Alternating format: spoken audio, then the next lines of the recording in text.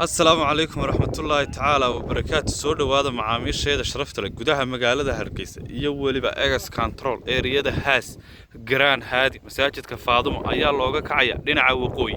balooga quruxda badan leh ee shirkadda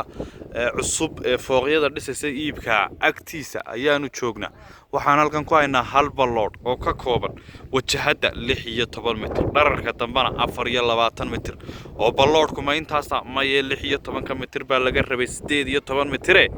2 mitir baa ka dhiman kadibna meeshan waxa la siiyaa balloodhadeeda 40 ilaa 38 ilaa 35 baa la siiyaa ka ugu jaban laakiin kan maxaa laga bilaabayaa waxaaba laga bilaabayaa oo kaliya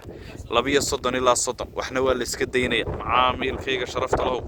oo sharci muu leeyahay wuu leeyahay oo 2 mitir xagee tageen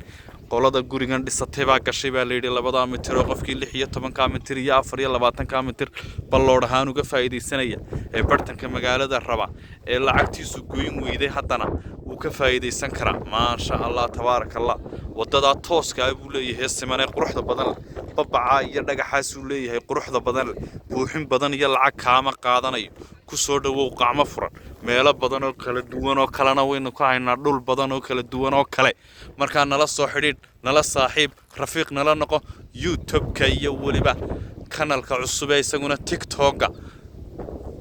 halka balaaska taabo si aad noola rafiiqdo wax walba soo dhigna aduu chance yahay aduu iib caadiye yahayba